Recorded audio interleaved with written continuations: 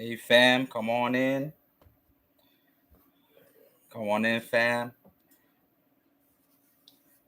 For those coming on for the first time, can you do me a favor? Can you like, comment, subscribe? Click on the notification bell to be informed of future posts. It will greatly help my channel. And for those returning subscribers, thank you so much for supporting this channel the way that you do. And so I want to speak about today Carnival Legend. So the reason why I'm doing this live, and I want to do more lives like this, is because sometimes people leave comments on my videos, and I want to be able to really explain it. I can't really explain it like I want to just by typing it. So I want to be able to come on these videos and explain it to different people and whoever may need to know the information so that you can be knowledgeable of it as well. And so, right now, what is happening on my channel, I went on a 9-day cruise aboard Carnival Legend, and I am posting these videos from this cruise. And so, if you did not know, Carnival Legend was refurbished a few months back. And so, I think sometimes when people think about refurbishment, they may think that it is a complete gut job. But usually when Carnival does a complete gut job, they would just rename the ship. If they did a gut job and it's like completely new, everything is new, then they would just rename the ship like they did for Carnival Victory, which became Carnival Radiance, which they did for Carnival Sunrise, which used to be Carnival Triumph. And so they'll do things of that nature if they do a complete gut job. Sometimes when they do these things and they say it's in dry dock and they'll make changes to the ship, it is not really extraordinary in every area of the ship. It may be extraordinary in some areas of the ship, but then when it comes to some other areas of the ship or most of the ship, it's just okay. And so let's look at some of the changes they did aboard Carnival Legend. And so one of the things they did was the nightclub went from two levels to one. So somebody that has not been on Carnival Legend before, I wouldn't have known what I'm missing. And so it went from two levels to one. And the reason why it went from two levels to one is because they made way for ADA accessible rooms so that it would be added in the space. So whichever level they took away, now there are more ADA accessible rooms. They had a dedicated chef's table venue. So I did not go to chef's table on this cruise, but now for those individuals who have went to chef's table on the Carnival Legend before, or they desire to go to the chef's table on Carnival Legend, there is a dedicated chef's table venue. They also have a new Heroes Tribute bar. And so the thing about the new Heroes Tribute bar, it is right next to the Red Frog Rum Bar. And it being right next to the Red Frog Rum Bar, the space is a little tight. I could see they just maybe just took space from the Red Frog Rum Bar and then allowed the space to be for the Heroes Tribute Bar. Because when there were events in the Red Frog Rum Bar, whether it be trivia, whether it was live musical entertainment, it always seemed to be tight. And so I could see now because they took space to make the tributes bar. And then the casino was redone with new slot machines. They had a seaside theater, so dining movie, which they never had before. And so on Carnival Legend, there is a dome. And so in it being a dome, there it couldn't be high up like some other ships there may be where you go on and you're able to lay down and the screen is elevated high up in the sky. They don't have that. So what it is the stage where there would be the DJ and where there may be some musical entertainment on the Lido deck. They have the screen there. It's a big enough screen, and a lot of people enjoy the movies there. I enjoyed the movies there as well. And then they just renamed the steakhouse to be Fahrenheit 555. And so I have been on Fahrenheit 55. I've been at Fahrenheit 55 for dinner on other cruise ships. and they renamed it, but I'm not really sure how much more they did to it. It didn't seem, the vibe was different in terms of where it was on the ship, and so I don't think they really did much in terms of decor to that area. But they renamed it Fahrenheit 555.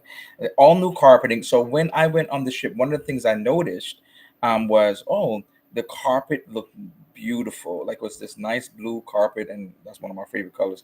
So this nice, beautiful blue carpet, and with the nice, beautiful blue carpet, they had and the walls looked like it was clean, and so the interior looked nice. So I'm thinking all those carpets, that's probably what they changed. And so it was nice. It didn't look raggedy. It didn't look like it was stained. And so they had all new carpeting, updated lighting, decking replacement, and upholstery refreshing, painting, and other maintenance. And so they also, the retail area where you can find Effie and things of that nature, that was really done well. So you could tell, like, wow, this is really great. And so that area was really done well and refreshed and made new. And so it was a great area to retail space. But in terms of other parts of the ship, I just felt like it was its age. It's a older ship, and so it wasn't something where you could say, "Man, this is like brand new." It wasn't like that at all. And a lot of the common areas, the theater, the piano bar, it was, you could tell that it was not touched and it was of its age. Having said that about this ship, would I go on the ship again? I know some people love new ships, they love bigger ships. The bigger, the better. But one of the things that I like, and the people that came with me, they like the fact that they like the fact that it was a small ship. Like, the itineraries we went on were very long, very intensive. Sometimes could be like a lot of walking throughout the course of the day. We were on the bus for different tours, for good extended periods of time before we got to another location.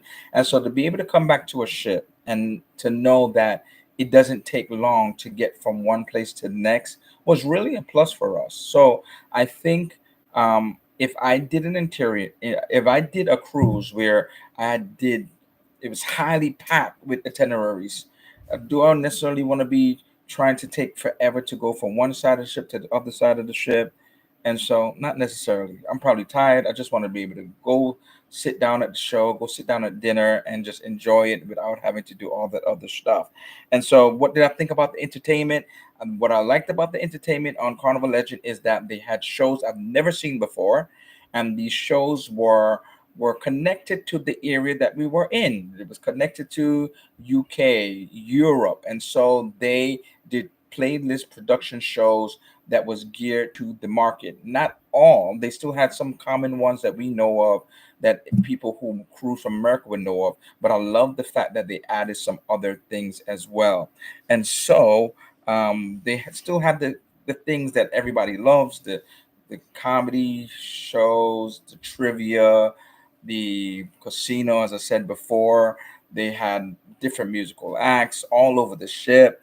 And so they still had the things that people really love, um, as being part of Carnival. Also, you can't forget all the different types of deck parties, the Love and Marriage show, the Motown party. So you can't forget all of those staples it still had. And so somebody asked me about the cruise director. I liked Jake Miller. Jake Miller was the cruise director. And so I was kind of disappointed at one time because the Flying Scotsman, initially, before he got his promotion, and now, if everybody knows that he's retiring from Carnival, but before he got his promotion, he was slated to be on Carnival Legend. And I was hyped because I know that for 9 days, for a cruise that length, I knew I was going to be entertained. It was going to be fun. Come back from my tours, come back from the different ports, and I know that having somebody like the Flying Scotsman would have been great. And so I was initially disappointed that he wasn't on the Carnival Legend as he was slated to be, but he got his promotion, and then I got to see that it was Jake Miller, and I was like, "Who is Jake Miller? Never heard of him before." I didn't know where he came from in terms of what other ships. I don't remember ever seeing him on another ship. And so I had to kind of like do my due diligence and kind of look and see what's going on with him. And I didn't really get a lot of videos where I could see like how he is. And is there anybody else that's like that also? If you have a cruise director and you have not ever had them, would you investigate? Would you kind of look and see like, okay, how are they? Would you ask around to see how they are with other people that you may know or what have you, or look for videos? And so that's what I did, but I couldn't really see a lot of videos of him doing what he does. And so I came disappointed but still open, just hoping. There's been times when I've had one particular cruise director I was really disappointed, but I had that cruise director for another cruise the following year, and it seemed like he was on his A game. He was energetic. He was fun. Like he it was like a different person altogether. And so this is Carnival. Cruise directors really do impact. If you're an individual who just wants to lay down, chill by the pool, then fine. But when it comes to the parties and the love and marriage show and all these different things, cruise directors for Carnival really do impact the fun. And so Jake Miller is an individual. Was he my favorite cruise director ever? No, I do have my favorites. And so let me know who some of your favorites are. But I do have my favorites. But if there was another cruise that I was on and this individual Jake Miller was on, I would definitely be like, okay, I'm good with that. I'm content with that. And so those are the things I please comment and let me know what you would like to know. And because going forward, I would like to do more live so that I can't type everything out. It'll be so much information to type for every comment. But if individuals will comment and let me know what they think, what you have questions about, not only I do cruising, but I also do all inclusives. And so I have posted videos about all inclusive resorts. And so if you have questions regarding those or anything that I do on my channel, and I feel like maybe other people may want to know more about it, then I will definitely be able to come do a live weekly if need be, and just be able to tell you my thoughts on our situation. So coming up this week, I'm excited about what's coming up this week because this was a 9-day cruise. I have Wales coming up this week on Wednesday. And so it was just like a really a bucket list cruise. I've never been to England, never been to that part of the world. And so to be able to go to Wales and then looking back at the videos, I think since sometimes when you're a content creator and you're recording, you kind of don't be able to like just live in the moment. And so by recording and looking over it and editing it, I'm looking at Wales in a different perspective. And I hope that when you watch the video on Wednesday, you look at Wales and say, like, oh, I may have never wanted to go there, but there's places I've never heard anybody really talk about going to Wales. And when I went there and I saw the beauty of it and looking over the video and editing the video and saw all of the places that I went to and saw it, and I was like, wow, it was really great to be able to see and experience something different than I've ever had before. Also, what I want to do also is going forward, I have so many photos at times of different places that I go to, and I feel like I just leave it. I don't do anything with it after I finish editing my videos. And so, what I want to do going forward is also do scenic videos, and I will have music along with it. And so, from a picturesque standpoint, you get to see these places and see it just beyond the vlogging and be able to kind of capture a different sight or view of these individual ports and places that I do go to. And so that is what's happening. And so next week, I'm looking to be here next week. I'm going to just keep you informed of things that I see and questions that people may have, because I really feel that I type and I really try. One of the things I try to do, I try to respond to everybody's comment, but some comments I think needs to be further elaborated on, because then I feel like other people may want to know the information as well, and not just for the few individuals that ask in those comments. So thank you for coming along on this live, and do me a favor, can you like, comment, and subscribe? say something in the comments. If you have any questions about anything, let me know, and I will come back next week and do a live. Thank you so much for coming to this live, and until next time, family, happy travels.